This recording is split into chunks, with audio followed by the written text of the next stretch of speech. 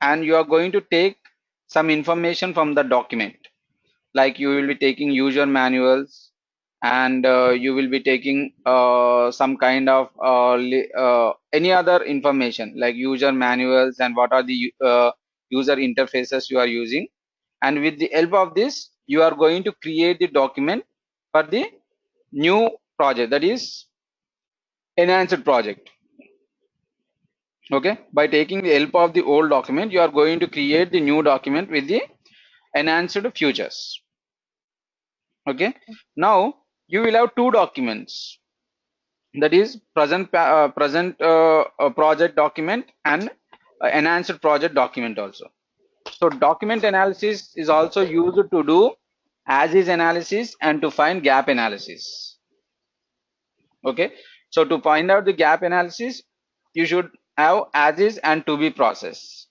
So as is nothing but the current process, and to be process is nothing but a enhanced process. Okay, then if you combine these two documents, you will come to know, okay, what are the additional features that are added in the enhanced project. Okay, and next one is prototyping. So prototyping is another important requirement gathering technique. So generally we are going to use this technique whenever there is heavy risk in the project. If you feel that this project is a very risky project and the requirements are changing continuously, then we will use prototyping gathering technique.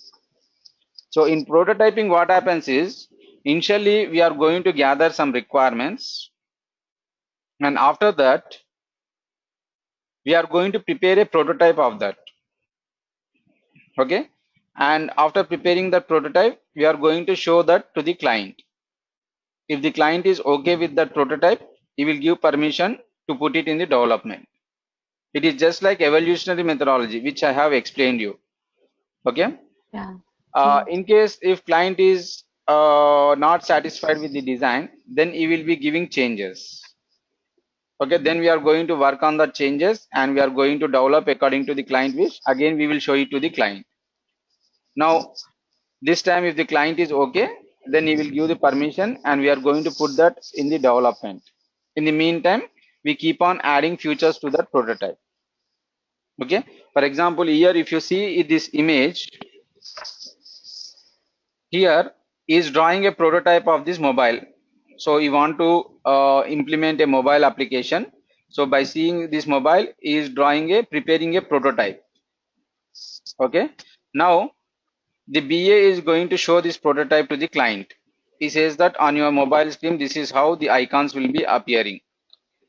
Now, if the client is okay, then he says, okay, it is looking good. You can go ahead with the development. If the client is not satisfied, he will say that, no boss, these icons are looking very big on the screen. You try to reduce the size of the icons and try to fit 9 icons. Here I can see only 6 icons on my screen. For each that is each grid, I need to have 9 icons. Then again the business analyst will go to the designer and he will explain that, saying that we need to decrease the size and I want 9 icons. Then you will keep the 9 icons and you will show it to the client. Now the client says, okay, now it is looking perfect. You go ahead with the development. Now you will go to the development team and you will show this prototype to them and you will say that this is how I need to get my screen. So you develop according to this prototype. And in the meantime, what the BA will be doing is, like, he will do prototypes of he will start doing prototype of others. Like suppose if first icon, if you are clicking on the first icon, so what kind of page appears. So he will start working on that prototype, and again he will show to the client, and again he will take the approval. Okay, in case if client is okay, he will give approval. In case he is not okay, he will be giving changes. Again we will be working on the changes and again we will be showing on the client. So in this way, we are going to gather the requirements in prototyping elicitation technique. Is it okay? Yeah. And next one is reverse engineering. So reverse engineering is nothing but creating the design, recreating the design by analyzing the final product. So this is somewhat opposite to all other uh, requirement gathering techniques. Uh, Here what happens is, in all requirement gathering techniques, first we are going to prepare the documentation, and after that we will start working on that project. But in reverse engineering, what happens is, as the name itself implies reverse engineering, it means there will be a application. So by seeing that application, we need to prepare the documentation. That is recreating the design by analyzing the final product. So generally, we are going to use reverse engineering for those projects which do not have any documentation, or which have outdated documentation, or which have a minimum documentation. Okay, for those projects, we are going to use reverse engineering. For example, if you take telecom projects, so all the telecom projects were implemented in 1940s and 1945. So at that time, there was no business analyst, or there was no proper hierarchy for the implementation. So there was no documentation for the telecom projects. Now, what telecom projects are doing is, if they want to enhance their futures, or if they want to divert into latest technology, so they require documentation. So for that purpose, you will be finding more jobs in telecom projects with reverse engineering experience only. So they will appoint a business analyst and they will explain, this is how our system is working. And now you need to see this system and you need to prepare the documentation. Okay.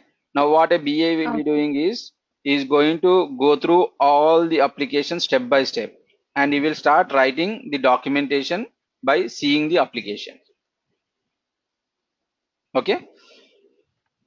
This means, in this case also, we are doing some sort of enhancement, right?